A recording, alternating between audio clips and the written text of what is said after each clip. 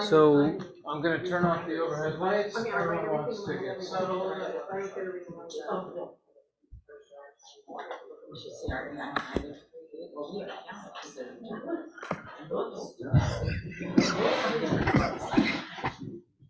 are we doing on chairs? Are you guys comfortable here? I think there are enough chairs. I think there are enough chairs. Yeah. I certainly hope so. You need some more water, Frank? Oh. All right, welcome.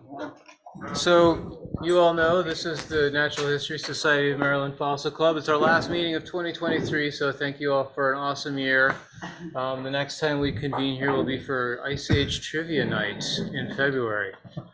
Happy holidays, and Frank Roddy is here to tell us about Dinosaur National Monument, and this is all your own photography and your own experiences. Right. All right. I think. Welcome, ladies and gentlemen. Thank you very much, Frank. Take it away. Dinosaur National Monument at the boundary between Colorado and Utah is, I think, the best publicly accessible dig as far as being educational and everything else that I've ever seen. And a lot of these pictures, well, I took them all, but please, this is informal, ask questions as we're going along, and we'll try to answer everything. Okay, so it's on the border between Colorado and Utah, and it's right here, sort of the northwest corner of Colorado, and it extends over into Utah.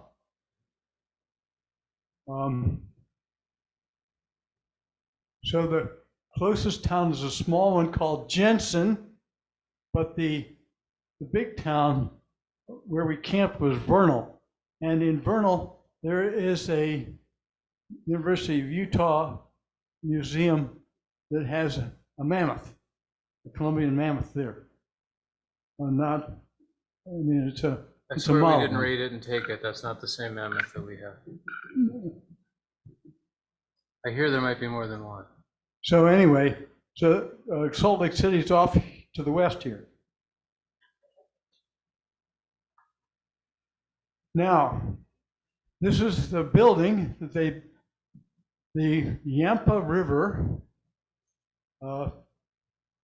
this part is dried out and is tilted up at a 60-degree angle and forms the sidewall of this gymnasium-sized building, but there's windows up above here, windows on each end, and windows on this side here. But of course, the slab goes down underneath there, and they haven't dug out underneath. And there's many more fossils around in that whole monument area. So in 1909, Earl Douglass from the Carnegie Institute found a series of 8 vertebrae sticking up out of the ground, a tail of this unbelievable big dinosaur that they dug out. And some of these are early pictures. There were 8 tailbones of an Apatosaurus. And here's the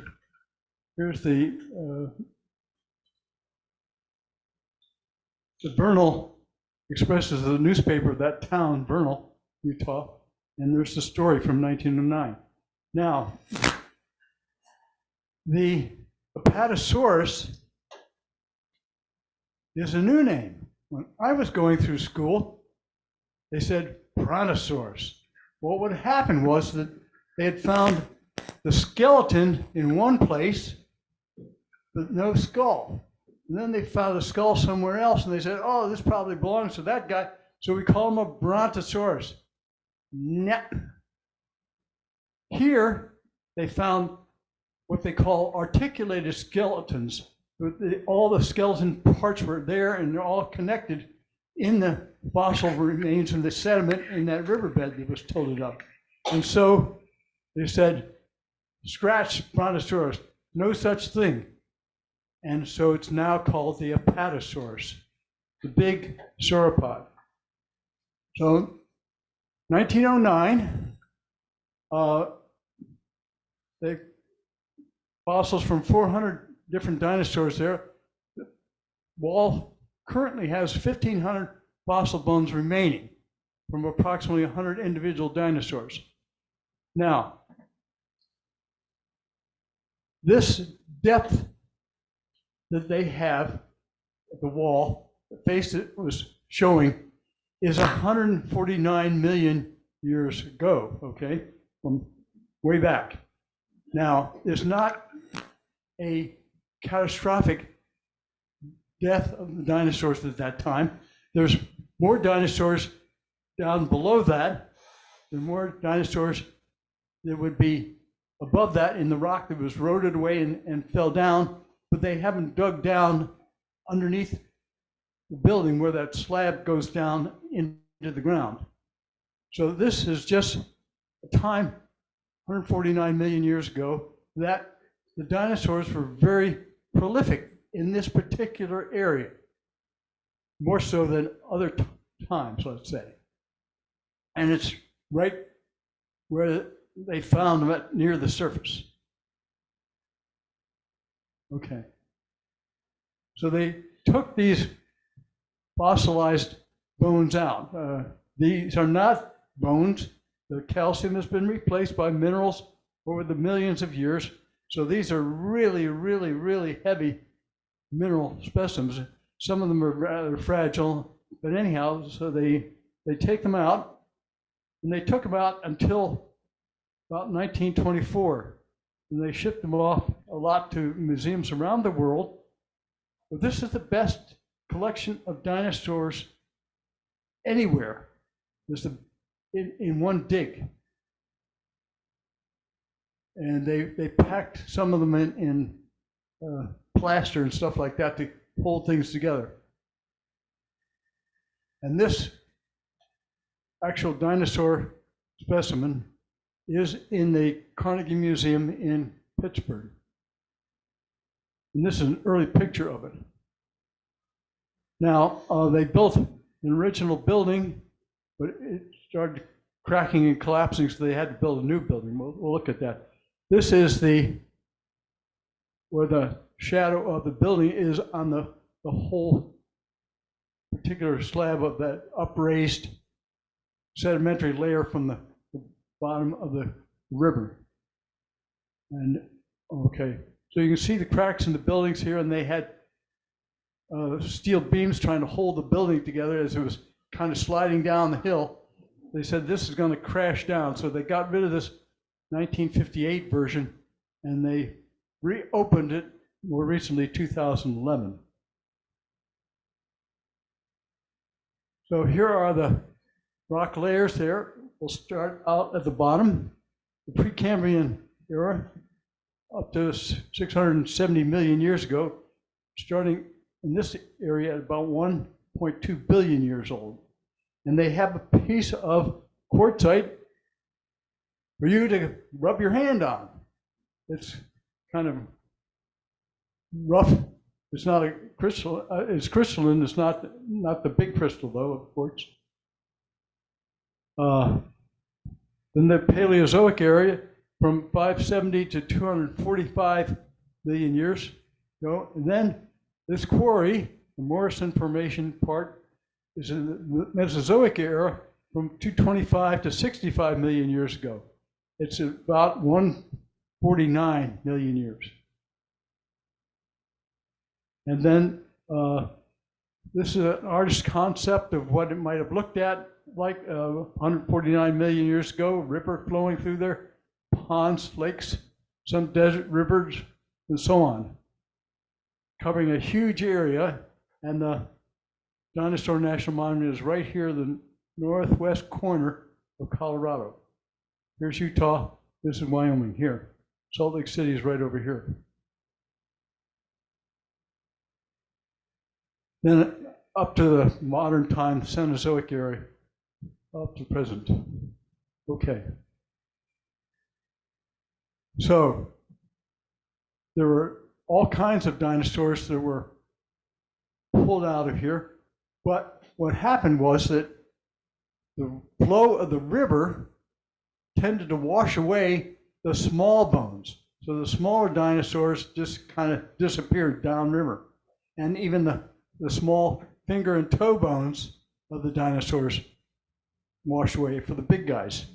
But the really big bones, and we'll see those in a minute here, stayed behind, became fossilized. So they found in the 1990s, they found a new guy that was only 105 million years old, Abitosaurus mackintoshi, and the skull of the guy right there in the same quarry. So there's newer dinosaurs. It's still not up to the 66 million years ago when the big catastrophic thing at Chicxulub occurred. So let's go inside the building. So it's about 100 yards long, and this is probably 100 feet high here, and it's tilted about 60-degree angles. But here you've got the ground floor, and you've got an upper floor that's cantilevered out that brings you within, say, 50 feet of the face of this, so you can get up there and then look at it. And they sell a $1 hard copy booklet that shows you the map, and it has a little bone number references for all the fossils, and it has also up on there an electronic one. There's a large crowd there. You better have your hard copy one, because it's going to be harder to get to the electronic ones. Anyway, down here you can, and they encouraged you to walk up and put your hands on these fossilized bones. So we'll just scan across there, and you can see all these vertebrae and other bones. We'll scan across and keep going. And here we're on the upper level looking down at the guys at a Apatosaurus femur here, the thigh bone. And you can see all these things all over the place. Just scanning across.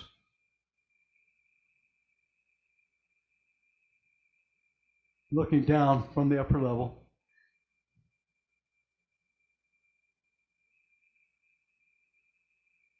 So this wall is 100 feet high, you said, for scale? This wall is probably 100 feet high, wow, yeah, okay. and 300 feet long. Nice.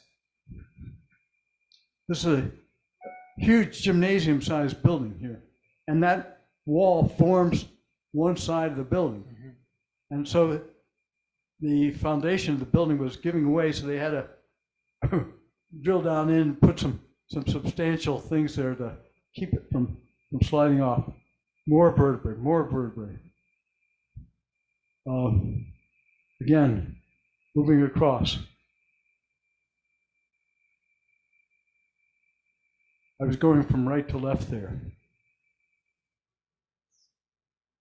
And looking back across that way, back across.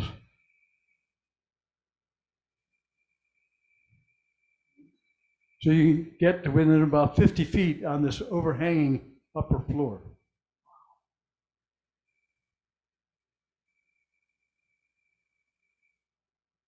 The Allosaurus skull, half of a skull.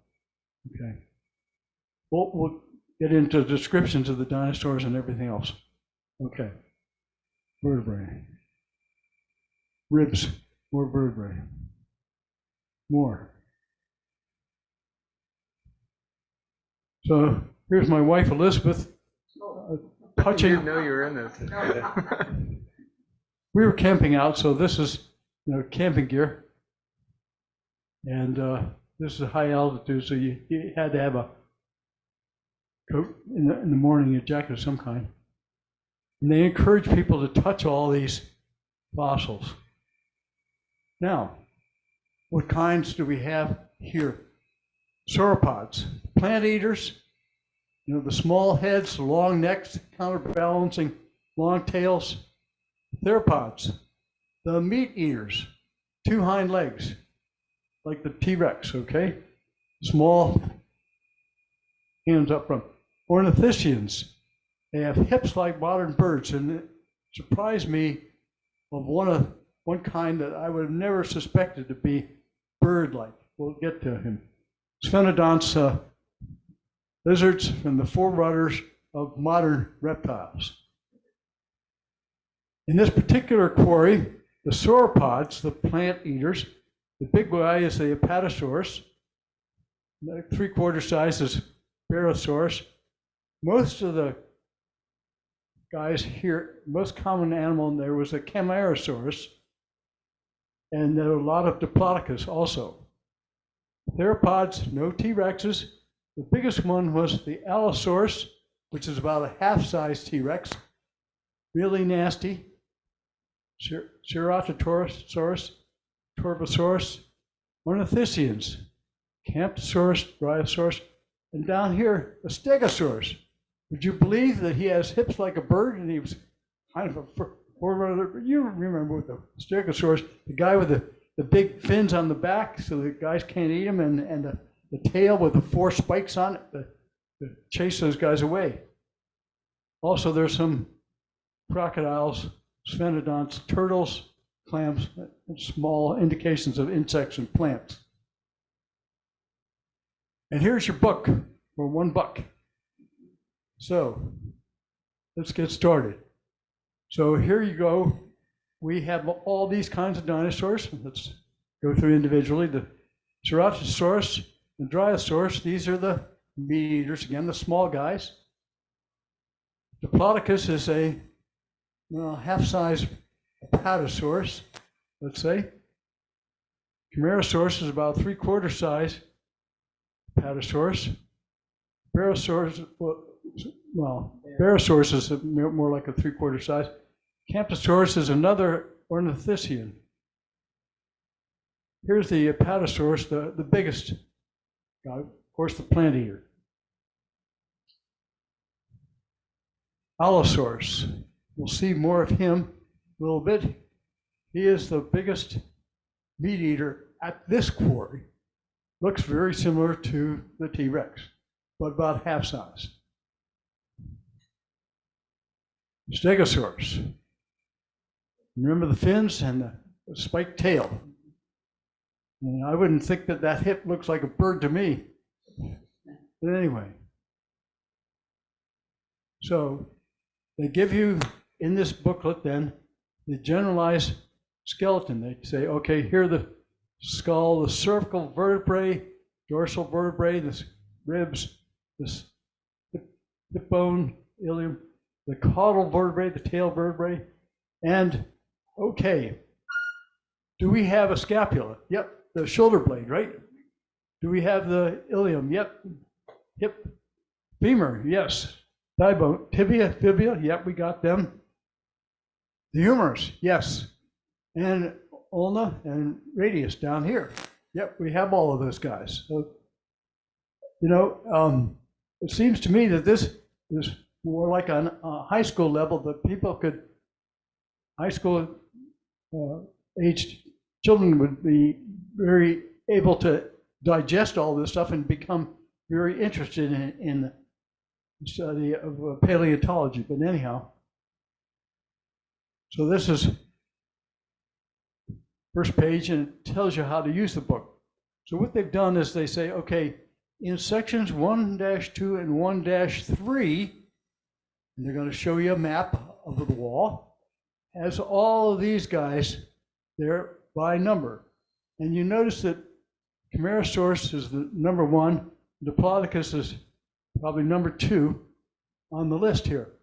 But right down, let's see, here, 4741 is the Allosaurus. Why are there so few meat eaters compared to the plant eaters? Well, there are lots of plants, right? But if there were more meat eaters than plant eaters, what would happen? They run out of food. So that's why you've got to have more plant eaters as food for the few meat eaters. So here it shows you on the wall, 1-2 and 1-3 are these sections over here. And here's the shoulder blade of that Allosaurus right there. And you can go back and look, and these are scapula for the, one is the Apatosaurus and one is the Camarasaurus. Sections F1, 2, and G2 have these guys. This is another scapula from Apatosaurus. And you can see that from right here. And it shows you where those sections are on the wall. And some more of the large bones from these guys on the previous page listening. The pages are opened up from your book like this, so you see the list by numbers on the left-hand side, and you see the bone map on the right-hand side, and you're holding it up, and you see the wall right above your book there. Okay, C1, D1, E1, and D2 here. And you can see that's kind of a little bit to the left side of the middle of the wall. And this one, it says Cetus Stegosaurus. So they haven't numbered all the bones here, but just the Stegosaurus parts.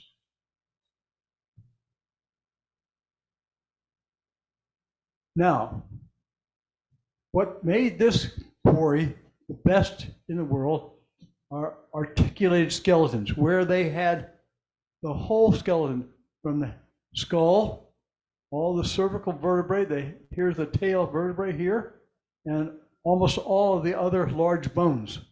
So they could say that that thing called a brontosaurus did not exist, that they had the wrong skull. This really had a smaller skull, the plant eater, than the one they had found somewhere else. And this was what belonged there. So it's called an articulated skeleton. So right now, say after the 1990s, they finished digging and cleaning up this face to make it nice and visible for all the people coming in to take a look at it. And they made these maps of everything. They've been working in the lab on what samples they have taken out of this particular face and then all the other places in the vicinity. As I said, they're still working on it, and they discovered some more than one guy in 1990. And they caution the people, don't pick up any skeletons you find. You can walk around on the hiking trails, but leave the stuff where it is. Tell the rangers where you found stuff, and don't mess with it. So here's Elizabeth again, and she's looking at the electrical, the electronic mapping system. And here's the wall behind her, in front of her, and she's on the upper level. So you look at Camarasaurus, and you touch the Camarasaurus thing there, and every tan spot showing up on this electronic screen is one of the Camarasaurus bones on the wall. And if you hit the Stegosaurus, it's the turquoise or light blue spots on the wall. So you can see where everything is. Sometimes this gets jammed up with people, so the hard copy might be handy. Let's talk about the Allosaurus, the big meat eater here. So they have a big cast skeleton. This is a cast of the skull, cast of the foot, and cast of this forearm here, and we'll get back to that. So here is the big plastic cast of the one that's in the Carnegie Museum. Now this guy is the real thing. This is the real Allosaurus skull that they found here, one of them anyway. And the only thing it isn't real is they got some little plastic stuff here to hold his broken nose in place. And these teeth here are yay big, and they're dagger shaped so he can bite into something and hang on to it. As the animal tries to get away, it just embeds itself more. But they're serrated on both the leading and trailing edges here, and they're sharp as heck. And they sell these plastic replicas in the store there, okay? They used to sell T-Rex teeth replicas, but they stopped that in 2001. Why do you think they stopped that in 2001? No T-Rexes in Jurassic. Okay, there were no T-Rexes here, but they had T-Rex replica teeth there in the store for sale up to 2001. What is about 2001 that would make them stop selling T-Rex replica teeth? Plastic replicas. Any ideas? The New York attack, the attack, 9/11 attack. 9/11, 2001. Because these plastic replica teeth for the T-Rex would be 9-10 inches long, even up to a foot, sharp serrated plastic edges on both sides, and they go right through the magnetometers of the airports. Nasty, absolutely nasty teeth. You could use these for can openers, let me tell you. This is a cast of the half skull of an Allosaurus, and they want you to go up there and touch it and everything else. And this skull was discovered there, right there in 1924. And more pictures of the plastic cast replica of the one. Now these are plastic cast replicas of their hind feet and their forward claws of arms, and they've got these real long, nasty, nasty claws on them. So you can go up there and they want you to go ahead and touch these casts and feel them. Here's the footprints that he would have made in the wet mud of the riverbed. Here's the cast of the skull, looking at the back end. Here's the big wall up here. Here's the upper level. Okay, the sauropods, the long neck guys. They concentrated on the Camarasaurus. Now, where they got the racing stripes, I don't know, but that's what they. Now, this is a femur cast of the Camarasaurus, and he's only maybe half size of the Apatosaurus femur.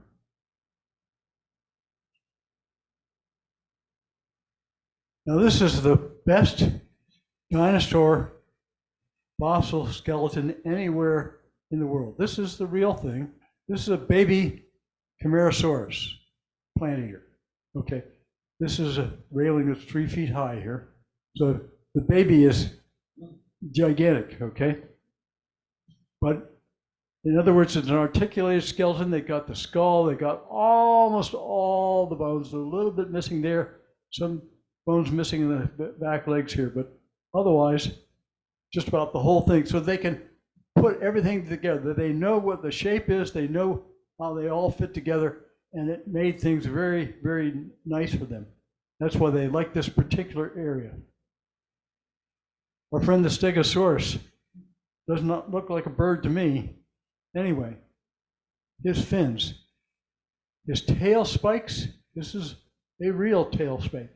This is a real fin from a backbone, fossilized, of course.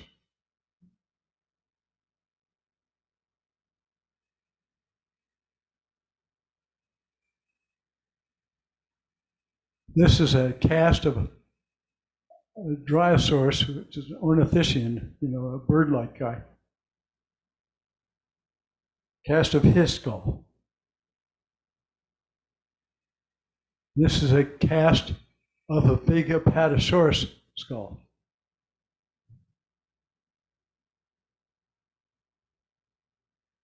This is the skin fossil of a Barosaurus in this case.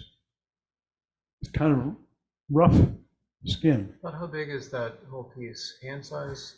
Larger? Oh no, this is 18 inches or so. Oh, About, okay. know. Trying to get a sense of the scale of. Yeah, like, it's the a big chunk of rock. Thank you. Diplodocus teeth, okay, plant eaters. Here's a Camarasaurus tooth right here. These are the real teeth. These are original fossils. We have some turtles. A little small crocodile that was running, frozen like that. And they have magnifying things for the smaller skeletons there that they're on display. And I think that's it.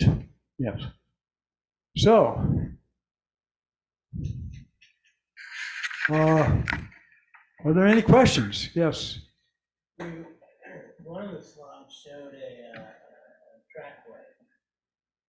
Do you remember what the stride length is, what the spacing is, roughly? No, I don't. That was a concrete manufactured one. That was not a real trackway. But he was running, and they're about 20 feet apart. I mean, he was really going on his two hind legs. So he's probably 40 feet long. Not as long as the Paleosaurus, but he's got that long tail going out there too. Let's see, backing up.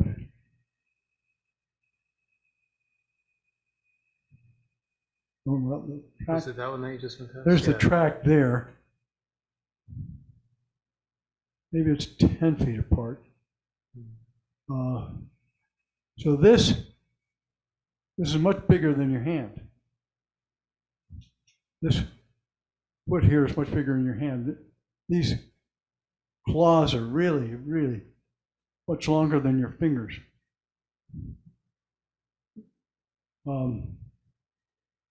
And so this guy is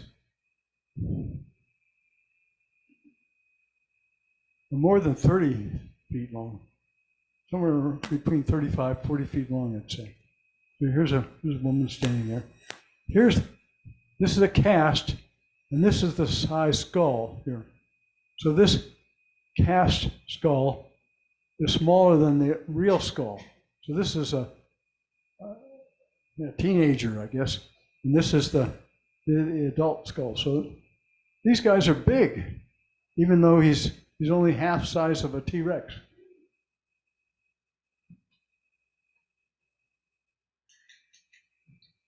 Other questions? Well, I think it's really a tremendous place to take somebody, teenage, let's say, who could understand and comprehend all that and look at it and get really interested in paleontology. Another question.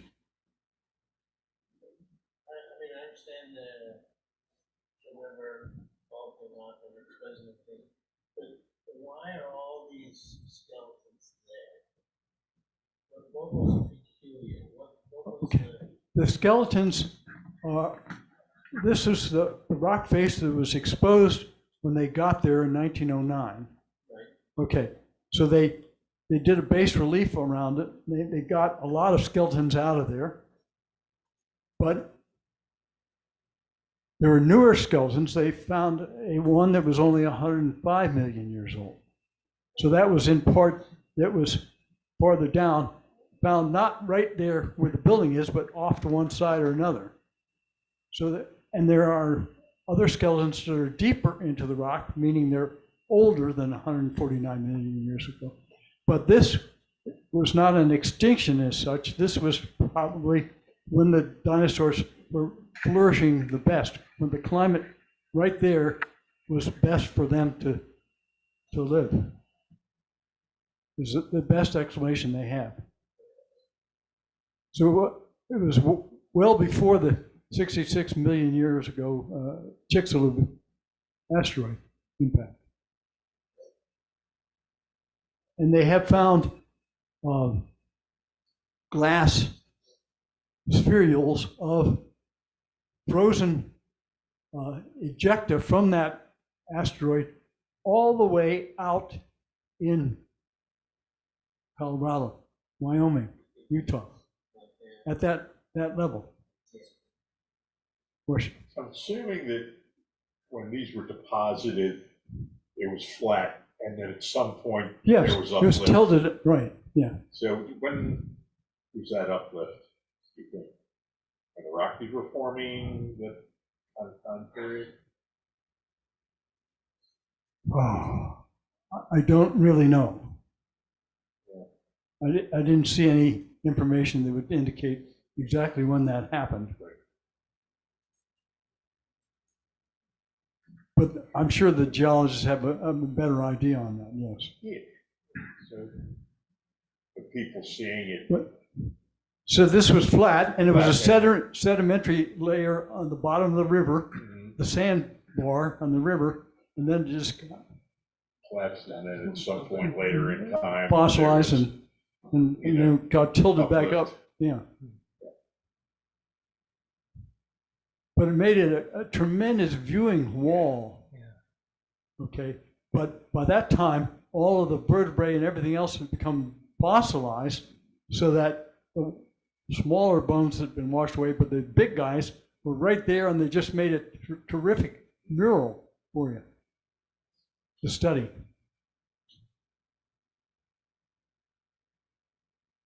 Other questions? Yes. You mentioned that the building had started to settle and they had to replace the wall at one point. What's the long-term prognosis for the structural integrity, and what do they have going on in the future?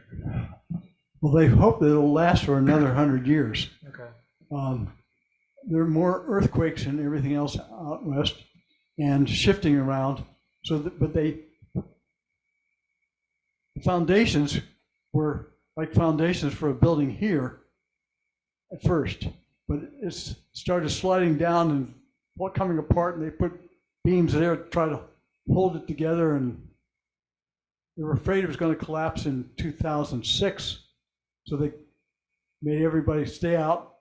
They went in and removed the old building and then put foundations that went down much deeper into the rock, so that hopefully it be relatively stable. I imagine it would be hard to do that without disturbing the point of the site and all of the displays.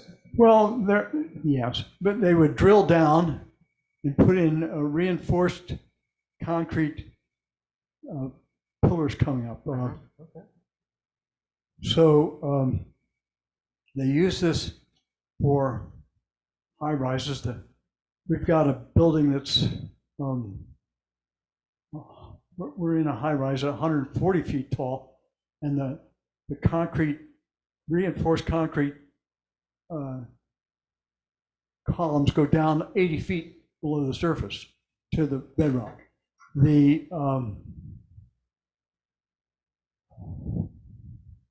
ones in the San Francisco area can go down 200, 300 feet down till they get to bedrock. And I don't know how far these ones went down, but they made them very substantial compared to the 6-foot foundation that they originally started with, you know.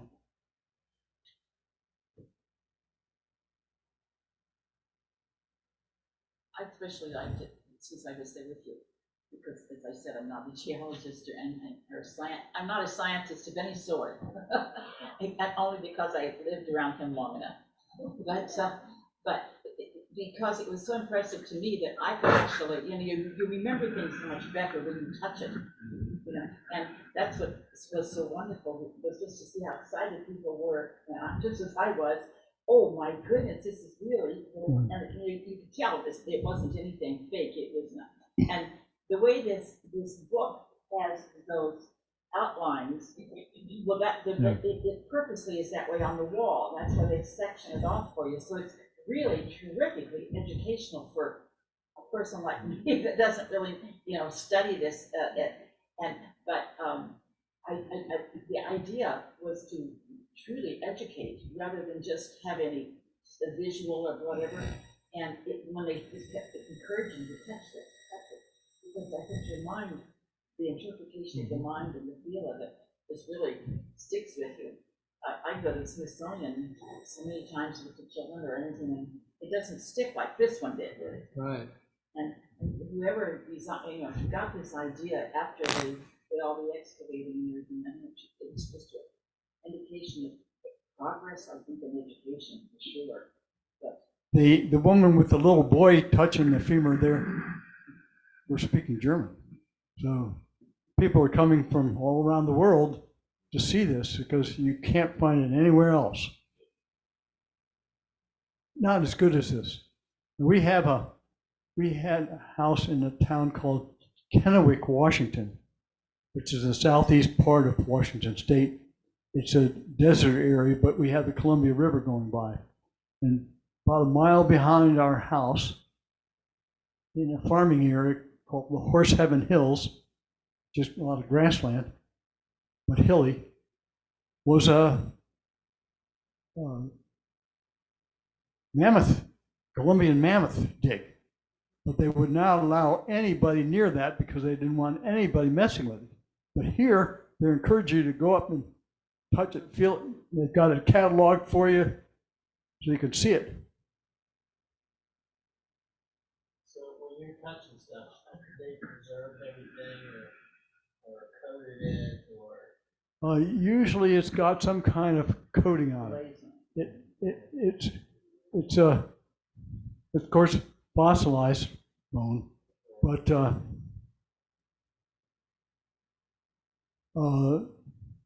there's the various materials. Paleo, I forget the exact name. Paleo something was Paleobond was used.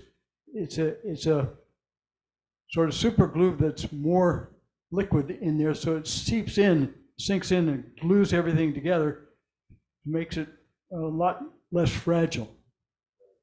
But yeah, it leaves a sheen on the surface, so you know you've got a lot of material there, so it's not going to wear away. But that piece of quartzite from the Precambrian is rough. It's not. It's just sandy feeling, rough.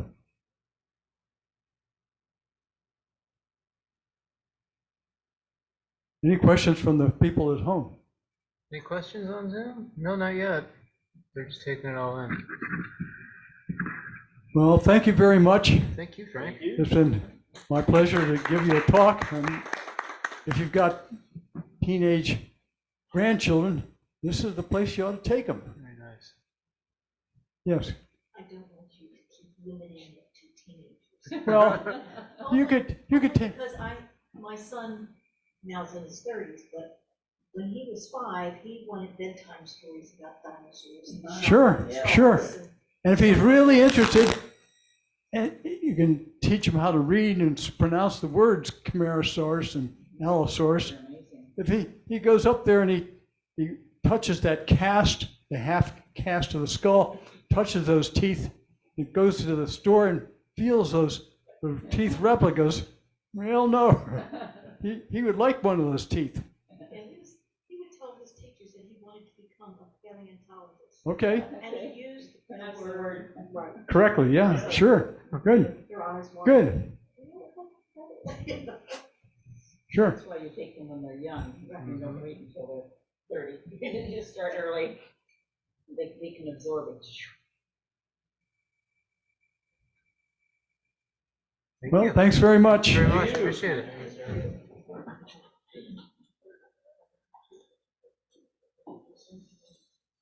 If anybody else has any